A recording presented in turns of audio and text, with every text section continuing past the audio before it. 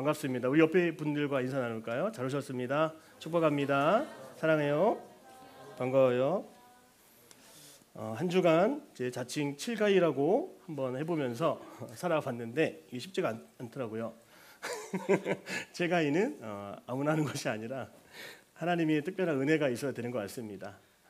늘 태평하게 여유 있게 유연하게 살아가는 것이 왜 그렇게 힘든지, 그래서 한 주간 다시 도전해 보려고 합니다. 우리 7가이가 저 말고 먼저 있었더라고요. 우리 대규, 정말 먹을 거 앞에서 여유 있고 조급하지 않는 대규가 부럽습니다. 그래서 우리 아내가 좋아하죠. 멋있습니다. 예. 자, 여러분들도 마음속에 하나님이 함께 하심으로 좀 더 여유 있고 급하지 않고 쫓기지 않는 믿음의 삶을 살아가기를 주님의 이름으로 축복합니다. 제가 사진 하나를 보면서 먼저 묵상을 했는데요. 사진을 먼저 좀 보여주시겠어요? 사진을 보면 단단해 보이는 바위, 암석, 그리고 또 다음 사진도 보여주시겠어요? 또 단단해 보이는 그 돌과 같은 그 곳에서 어떻게 그렇게 틈이 있는지 작은 식물이 꽃을 피고 또 나무가 뿌리를 내리면서 도무지 생명력이 없는 것 같은 그 곳에서도 이 생물들이 살아가고 있는 것을 보면서 저 나름대로 이렇게 충격을 받게 되었습니다. 아무리 견고한 시멘트로 다져진 돌멩이라 할지라도요, 시간이 지나면 또 그 안에도 미세한 틈이 있다는 것을 우리는 알 수가 있습니다. 바위 위에 꽃이 피고 암석 위에 나무가 이렇게 자라고 있는 것처럼 그 속에는 보이지 않지만 틈이 있다는 거예요. 생명의 기운이 없어 보이는 그 절박해 보이고 굳어버린 오늘 우리의 마음도, 소망이 없어 보이는 우리의 삶도, 돌짝과 같이 굳어버린 딱딱한 우리들의 마음도요, 하나님이 나와 함께 하셔서 내 삶에 개입해 주시고 틈을 내어 함께 하시면 오늘 우리의 삶 가운데서도 다시금 생명력이 시작될 줄로 저는 믿습니다. 사랑하는 여러분, 예배의 시간은요, 이 단단한 우리들의 마음속에 하나님이 들어오시는 시간인 줄로 믿습니다. 그래서 이 굳건한 마음 문을 우리가 먼저 문을 열 때 주님은 내 안에 들어오셔서 하나님 나라를 시작하시고 이루시고 성취하시고 나아가게 하신다는 거예요. 예수 그리스도 그 한 분만으로 인하여 시작된 하나님의 나라, 하나님의 다스림, 하나님의 통치하심, 하나님의 그 주권적인 영역이 오늘 우리의 삶 가운데 함께 할 때 오늘 우리도 다시금 뿌리를 내리고 다시금 희망찬 내일의 삶을 살아가는 우리들의 삶이 되기를 축복합니다. 오늘은 저는 메마름 속에 우리의 감정을 우리가 어떻게 느끼고 우리의 감정을 어떻게 표현하며 살아가야 하는지를 먼저 다루려고 합니다. 여러분, 먼저 감정의 힘이라고 하는 것을 좀 알았으면 좋겠습니다. 따라합니다. 감정의 힘. 이 감정이라고 하는 것이 우리의 삶에 큰 영향을 미칩니다. 일을 잘하고 싶고 뛰어나게 하고 싶은데요, 그 일을 진행되게 하는 거, 그 일을 잘되게 하는 거 어디에 달려있는지 아세요? 바로 그 사람의 감정에 달려있더라고요. 감정은 우리의 일을 빠르게 신속하게 하기도 하고 이 감정에 따라서 그 일이 멈추기도 하고 무뎌지기도 한다는 것을 알았어요. 지난주에 제가 칭찬을 들었거든요. 머리를 잘랐더니 어울린다는 거예요. 5년은 젊어 보인다고 앞에 있는 보미가 얘기했어요. 그때 마음이 얼마나 기쁘고 감격이 저기 오는지. 그래서 신나서 청소 안 했던 제 책상 다시 한번 정리하고 몸이 빨라지더라고요. 빨리빨리 움직이게 되고 고마워요. 그래서 그냥 한 말은 아닌 것 같고 되게 좋은 말을 해줬어요. 마찬가지로 우리의 감정이 있으면 또 누군가를 사랑하는 마음이 있으면 어때요, 여러분? 롱디라고 하죠. 연애할 때도 거리가 멀어도 이 사랑하는 감정이 있으면 멀게 느껴지가 않는 거예요. 지난주 금요일 날 강사님으로 오신 목사님께서 36살에 22살에 그런 나이 차를 극복하고 결혼을 했다라고 하는 그 사실을 우리가 듣고 충격을 받았는데요. 15살의 그런 나이 차이 어떻게 극복하는 거예요? 이 감정이 있으면 이 극복이 된다고 하는 거죠. 기분이 좋으면 일이 쉬워지고요, 일이 빨라지고 또 일이 더 좋아지고 하는 것들을 우리가 볼 수가 있는 겁니다. 반대로 누군가 저에게 이제 살쪘다 이렇게 얘기를 하니까 또 기분이 또 안 좋더라고요. 그랬더니 또 하루 종일 밥맛이 없고 일이 손 안 잡히고, 그래서 저는 한 주간 이 7가이가 아니라 그냥 감정에 연연해서 얼마나 제가 그 오락가락했는지 모릅니다. 여러분, 감정의 힘을 가지고 일하는 방법들을 우리가 좀 배웠으면 좋겠어요. 오늘 우리가 하나님이 주시는 그 감정의 힘을 가지고 일할 줄 아는 사람이 되어야 되는데, 이 학개서 1장 14절의 말씀에 이런 말씀이 있어요. 우리 같이 한번 화면 보여주고 읽어볼까요? 시작.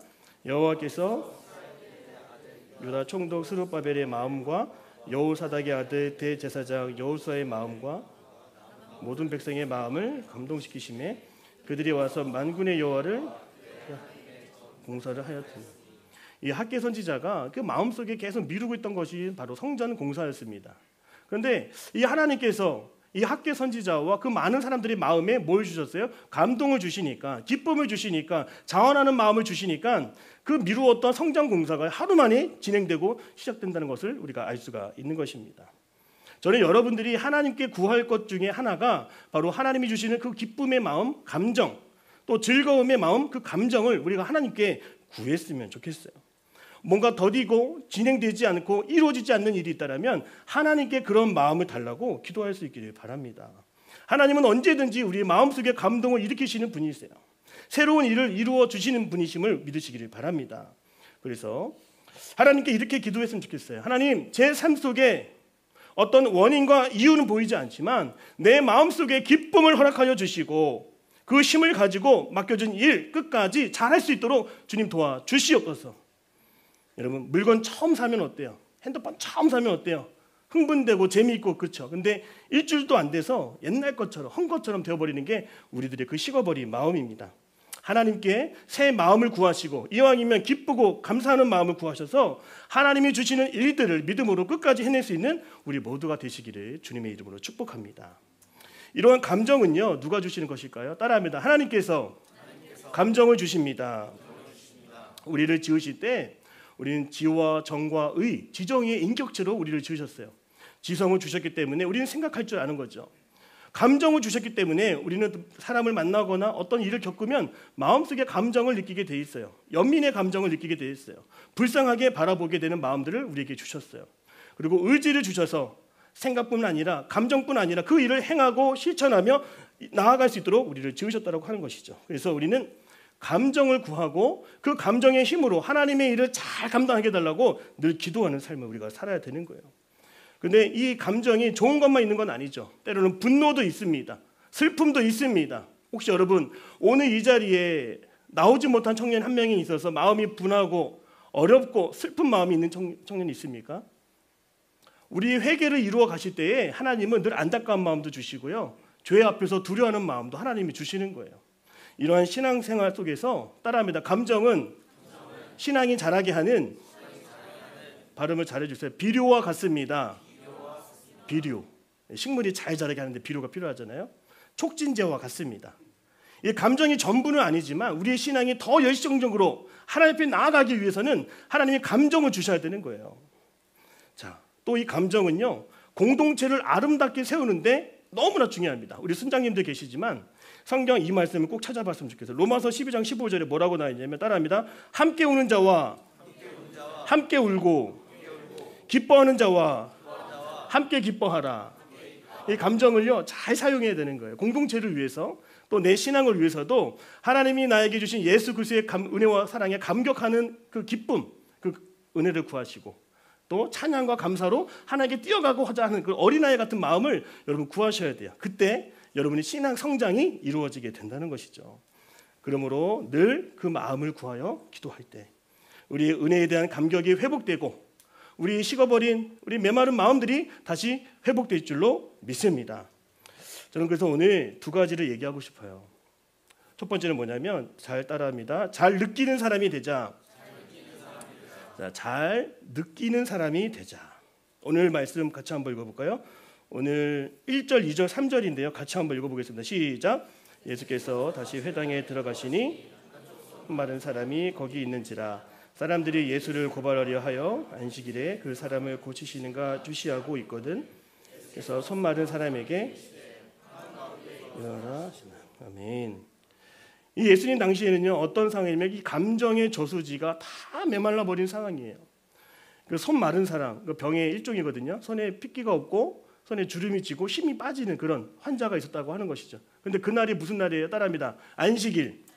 안식일은 평안과 쉼이 있는, 또 치유가 있는, 회복이 있는 날인데 도무지 쉴 수 없는 그 불쌍한 여인이 있었다고 하는 것이죠. 근데 예수님은 이 성전에서 이 여인을 고치실 수 있는 유일한 분이시지만 많은 바리새인들은 어떻게 바라봤어요? 자, 예수님이 지금 안식일에 아무 일도 하면 안 되는데 지금 저 사람이, 저 양반이, 저 선생이 병자를 고치는지 아닌지를 보자. 그리고 안식일에 율법을 지키는지 안 지키는지를 보자. 여러분, 점점 세상이 각박해지고 메말라 가는 것을 이 성경에서 그대로 우리에게 보여주고 있는 것입니다. 우리의 인생, 우리의 삶, 우리의 마음 이렇게 딱딱해지고 메말라지는 이유가 있다면 무엇입니까? 따라합니다. 우리의 완악함. 오늘 본문에 나오는 거예요. 그들의 완악함을 보셨다라고 예수님 말씀하십니다. 이 완악함이란 돌처럼 굳어버린 거예요. 오늘 우리들의 마음이 완악하여서 도무지 어떤 마음과 생각이 들어올 수 없는 그 상황, 그 상태, 그것을 우리는 완악함이라고 얘기하는 거죠. 무엇도 느낄 수 없는, 어떠한 반응도 나타나지 않는, 좋은 것을 보아도 감사가 없는, 내가 죄를 지어도 죄책감이 없는 그런 가장 무서운 시대가 바로 이런 시대 아니겠습니까?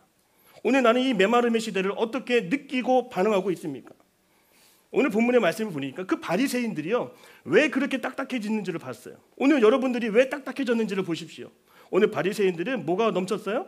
자기 의의가 넘치는 사람들이었어요. 내가 맞다고 하는 거, 내 기준이 옳다고 하는 거 한번 두고 보자는 거예요. 평가하는 겁니다.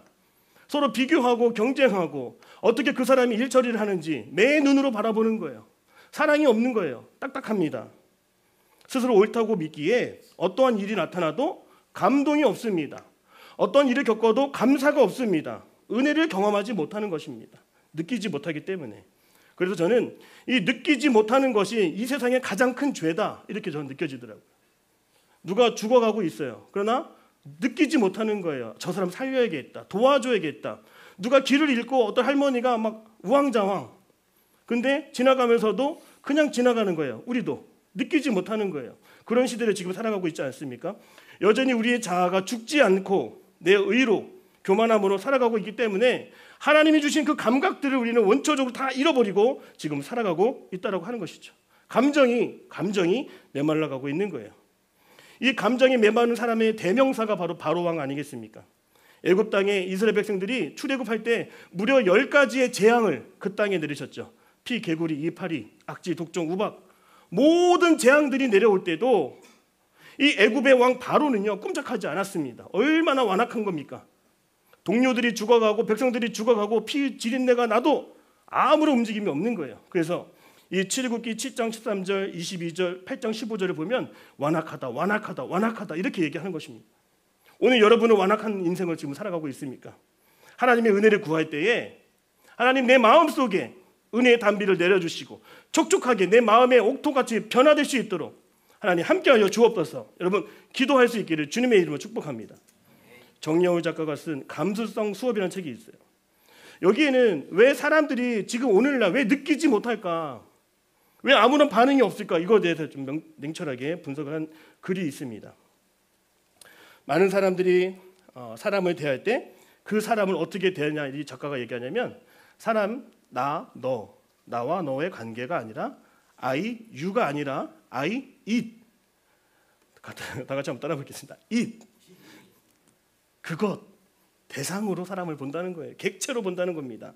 인격적으로 보는 것이 아니라 그 사람을 나의 효용 가치로 보고 저 사람이 나한테 얼마나 도움이 될까, 얼마나 쓸모가 있을까, 소비 가치로 사람을 대하기 시작했을 때 그 모든 인생의 관계들이 다 메말라가기 시작했던 거 아니냐 이렇게 지적을 하더라고요.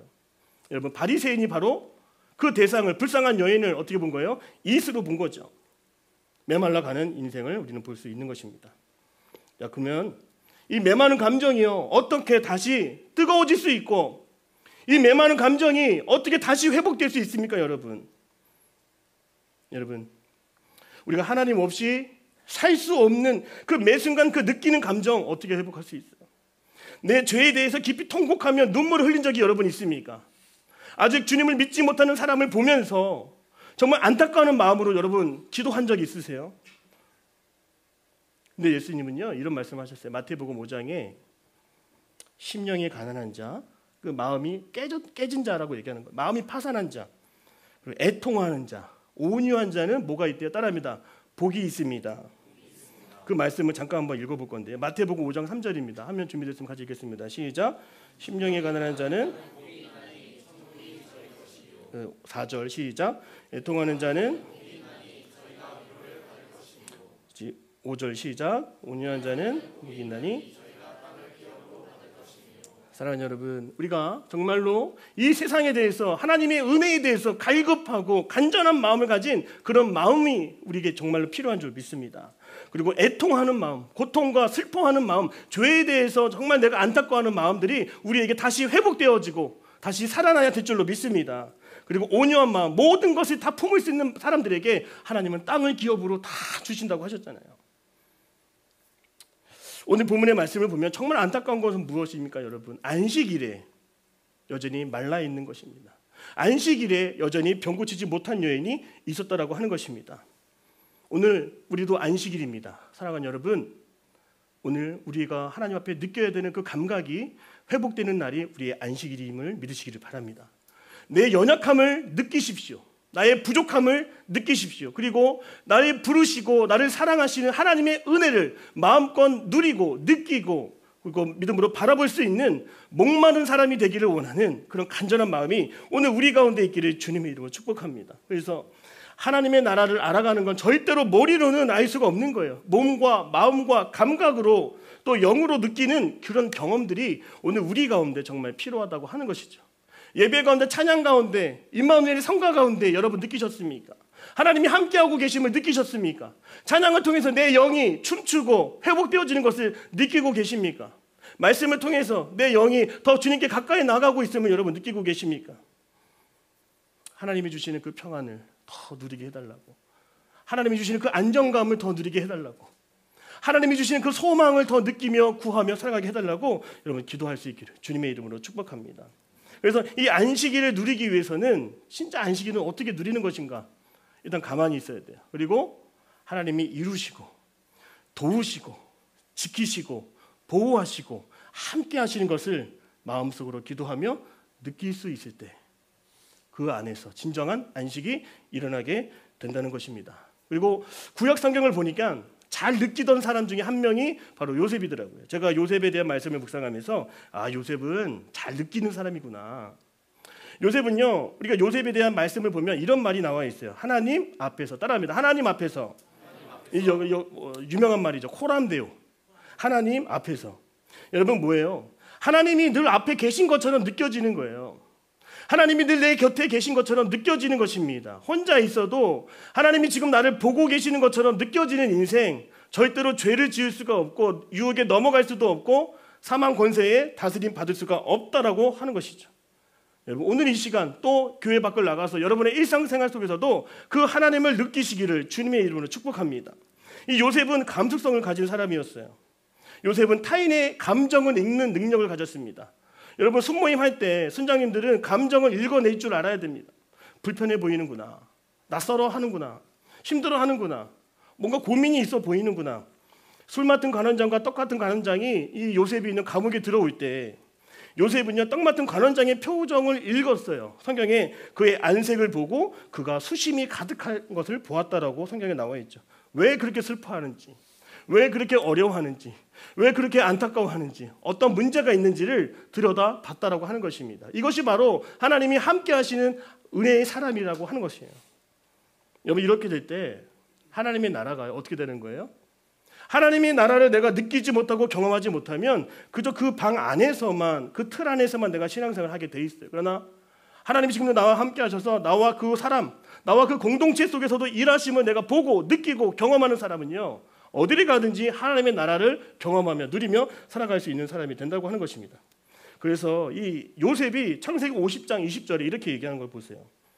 이제 형들이 요셉을 다 죽이려고 했는데 결국엔 요셉이 총리가 되지 않습니까? 그때 총리가 된 요셉이 형들에게 이렇게 얘기해요.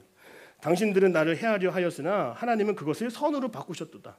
그러니까 매 순간 하나님이 나와 함께하고 계심을 느끼는 사람은 이 고난도, 과정도, 이 핍박도, 이 어려움도 뭘로 느끼는 거예요? 하나님의 임재 속에서 내가 감당할 만한 또 구원의 기림을 늘 느끼고 살아간다고 하는 것이죠. 그래서 중요한 건 뭐냐면 잘 느끼는 사람, 하나님이 나와 함께 하시면 느끼고 임재 가운데 있는 사람은 어떤 고난도, 따라합니다. 어떤 고난도 이길 수 있습니다.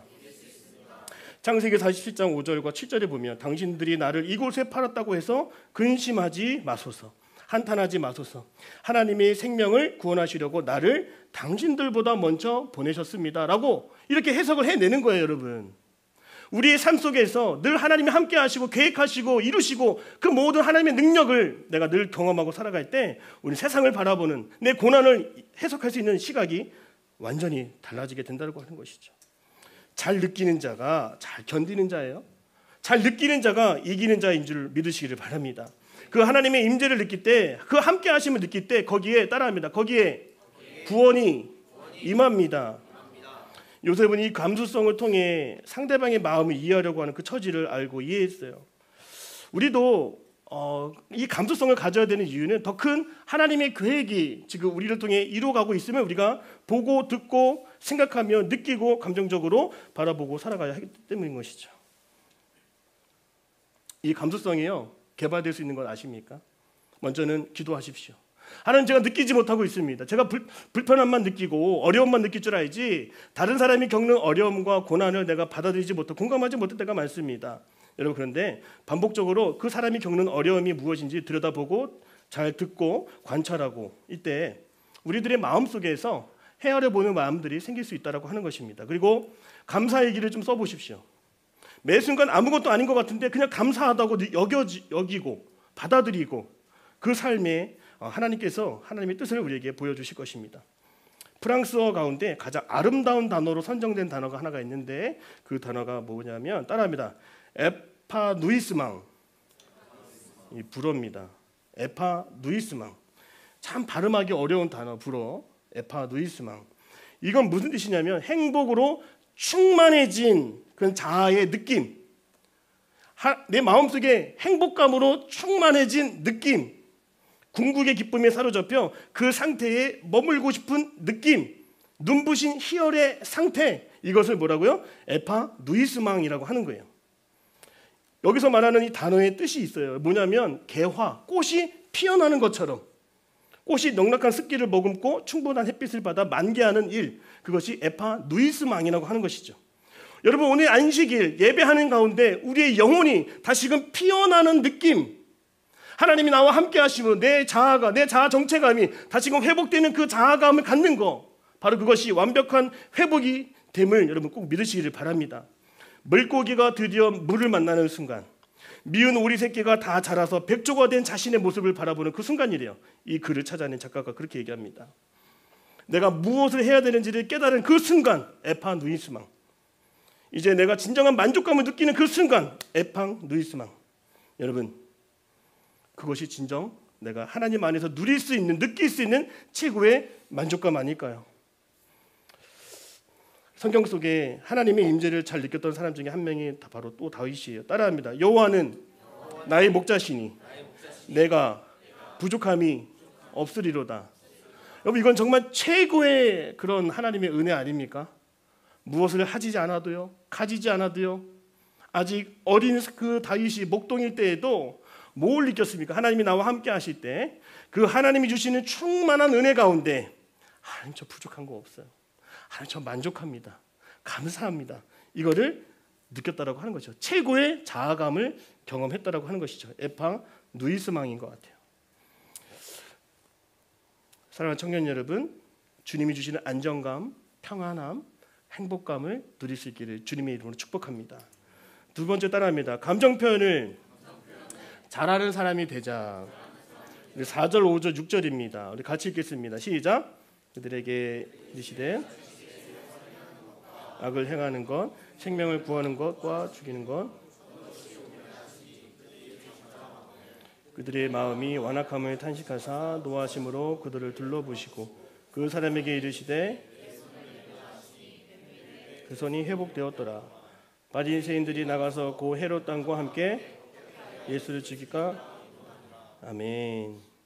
자, 예수님은요, 이 성경 말씀을 보면 오늘 이 손 마른 사람을 보고 어떻게 여기셨어요? 긍휼하게 여기셨다는 것이죠. 세상 사람들은 아무런 감정을 느끼지 못할 때에 그 불쌍한 여인을 보면서 안식일에 쉬지 못하고 병들어 있는 그 여인을 보며 마음 아파하셨습니다. 그런데 오늘 본문의 말씀을 보면 두 글자가 나오죠. 바로 분노라고 하는 것입니다. 우리는 성경에서 분노를 품지 말라고 얘기해요. 그런데 이 예수님을 보면은 그 분노를 사용하는 방법을 알고 계세요. 화내고 급발진해서 싸우고 다투고 하는 것이 분노인 줄 알았는데, 예수님이 가지고 있는 그 성품 중에 분노는 하나님이 좋은 것으로 변화시키시고 사람을 치유하는데 사용했다라고 하는 것입니다. 우리가 분노 조절을 잘 못해요. 사실은 뭐가 화가 급하게 나기도 하고 금방 싸울 것처럼 덤비기도 하는 것이 우리들의 모습 아니겠습니까? 예수님은 성전에서 물건을 파는 사람들을 보시고도 분노하시고 다 그 상인들을 쫓아내시고 상을 뒤집어 엎으셨죠. 근데 그 분노에서만 끝내신 것이 아니라 그 성전을 어떻게 하셨어요? 우리 예수님은 깨끗하게 하셨잖아요. 저는 이 예수님의 모습을 보면서 좋은 감정은 좋은 감정대로 하나님의 일을 감당하시고, 분노는 분노대로 또한 하나님의 일을 감당하시는 그 예수님의 모습을 우리가 잘 보면서, 감정 표현을 우리가 어떻게 해야 되는 것인가, 그거를 여러분들이 좀 깨달았으면 좋겠어요. 여러분, 인사이드 아웃이라고 영화를 보니까 감정이 이렇게 나와요. 기쁨, 슬픔, 분노, 두려움, 역겨움 5개가 나오는데, 이 인사이드 아웃 2에 보니까 또 다른 감정이 있어요. 불안, 당혹, 질투, 권태. 그러니까 서로가 감정들이 서로 싸우기도 하고 제압하려고 하고 막 이렇게 다투는데, 그 영화에서 보여주는 건 뭐냐면, 감정은 우리가 막 통제하려고 하는 것이 아니라 감정은 조화롭게 다뤄야 된다라고 하는 것을 이 영화에서는 보여주는 거예요. 근데 이 감정 조절이 우리는 참 쉽지가 않습니다. 불같은 화가 날 때도 있고요. 또 그 화를 어떻게 다스린자가 우리가 참 중요하게 여기는 부분입니다. 이 독일어 가운데 샤덴프로이덴이라고 있어요. 무슨 뜻이냐면 타인의 불행이나 고통에서 오는 기쁨의 감정. 타인이 어려움을 겪었는데 그 안에서 오는 기쁨도 있다라고 하는 거예요. 여러분, 감정이요 뒤죽박죽입니다. 수많은 감정들이 있는데 필요할 때 그 감정이 올라오는 것이 아니라, 기뻐해야 될 때 욱하는 마음이 나오고, 기뻐해야 되는데 불쾌한 감정도 섞여 나오는 것이 우리 연약한 우리 인간의 모습이라고 하는 거예요. 누가 결혼한대요. 누가 취직했대요. 근데 축하해 주는 마음, 좋아하는 마음, 그런데 속에는 나 그냥 막 분하고 그런 마음도 왜 없겠습니까? 그게 바로 인간의 연약함이라고 하는 거예요. 감정 조절에 늘 실패한다고 하는 것이죠. 김미경이라고 하는 작가가 이 딥마인드라고 하는 책을 쓰면서 지난날 20년, 30년의 일들을 회고하면서 이런 글을 썼습니다. 여러분들이 잘 봐줬으면 좋겠는데 제가 좀 읽어보겠습니다. 모든 세상 만물은 시간이 지나면 엔트로피가 증가하게 되어 있다. 자연은 늘 무질서가 증가하는 방향으로 나아간다. 여러분, 엔트로피라고 하는 것은 갈수록 질서가 잡혀지는 것이 아니라, 엔트로피는요 뭐가 증가하냐면 계속적으로 무질서가 증가하는 거래요. 예를 들어 정원사가 나무를 가지런히 정리했다. 손댈 필요 없을 정도로 괜찮았다. 그런데 한두 달만 지나면 자기 멋대로 가지가 삐죽삐죽 솟아 있었다. 다시 무질서로 돌아가 버린다는 것을 그제야 알게 되었다. 여기서 한 가지 통찰을 얻게 되었다. 아침을 평온한 마음으로 시작하여도 외부의 몇 번의 자극만으로 우리의 삶은 금세 무질서로 돌아간다. 외부에서 자극과 정보가 들어오는 것을 아무 문제가 없다. 진짜 문제는 정리되지 못한 감정의 무질서가 최고일 때 우리가 중요한 결정을 내리기도 하고 투두 리스트를 만들기도 한다는 것이다. 나의 두려움, 열등감, 불안감, 오기 같은 감정이 뒤엉켜서 무질서가 시키는 일을 무질서하기 시작하는 것을 보면서 왜 나에게 현타가 오고 번아웃이 오는지 그제서야 깨달았다. 여러분, 감정이요 정리되지 않고 순화되지 않고 조절되지 않고 이게 통제되지 않으면 얼마나 심각한 문제를 가져오는 것입니까? 내 안에 감정이 무질서하게 통제되지 않을 때, 다스릴 수 없을 때 그 엔트로피는 다 증가하게 돼 있다고 하는 것이에요. 우리 안에서 일어나는 감정, 두려움, 역겨움, 분노, 이런 감정은요 첫 번째로 인정할 수 있어야 되는 것이죠. 그리고 나서 이런 감정을 가지고 어떻게 다스려야 될지를 우리가 기도하며 나아가야 된다는 것이. 근데 정말 감사한 거는 이 성경에 이런 감정들을 우리가 어떻게 다스려야 되는지를 성경은 얘기하고 있어요. 갈라디아서 5장 22절에서 23절인데 우리 화면 같이 보여주시겠어요? 자, 이 성령의 열매가 무엇인지를 한번 들여다봤으면 좋겠습니다. 같이 보겠습니다. 시작. 오직 성령의 열매는 화평과 오래 참음과 충성과 온유와 절제니. 자, 보세요. 성령에 충만하면 하나님께서 뭘 주시는 거예요? 이건 다 뭐예요? 감정이죠. 사랑, 희락, 화평, 오래 참음, 자비, 양성, 충성, 온유, 절제, 무려 9가지의 감정을 하나님이 주신다는 거예요. 왜? 우리 인격을 다듬고 공동체를 다듬어 가기 위해서 하나님의 선물로 열매로 맺어가게 하시는 게 이 감정이라고 하는 것이죠. 특별히 이 사랑과 희락과 화평과 오래 참음의 감정을 보십시오. 아무리 어려운 일이 있어도 기쁜 마음이 주시고 또 불편한 사람이 있어도 우리가 기도하면 하나님께 나아가면 하나님이 사랑의 마음을 부어주시는 거예요. 여러분, 화평과 오래 참과 자비와 양선과 충성과 온유와 절제, 여러분 이런 마음들을 우리가 하나님 앞에 구해야, 따라합니다, 우리의 감정을 다스릴 수가 있습니다. 감정을 다스리지 못해서 힘들게 살아가는 사람이 얼마나 많습니까? 중국에서 처음 들어가서 중국 선교를 시작했던 허드슨 테일러 선교사님이요, 이 감정이 정리되지 않아서 많은 사람들 앞에서 이제 중국에 내가 먼저 들어가겠다라고 말은 했지만 불편하고 힘들고 두렵고 떨리는 그런 마음을 가졌습니다. 약혼했던 여인이 내가 선교 간다고 하니까 다 떠나갔어요. 헤어졌습니다. 동역자들은 이미 선교지에 갔는데 다 죽었대요. 그 성령께서 그를 위로하시고 기도와 찬양 가운데 그를 어루만져 주시는 과정이 그의 전기, 그 책에 담겨 있었어요.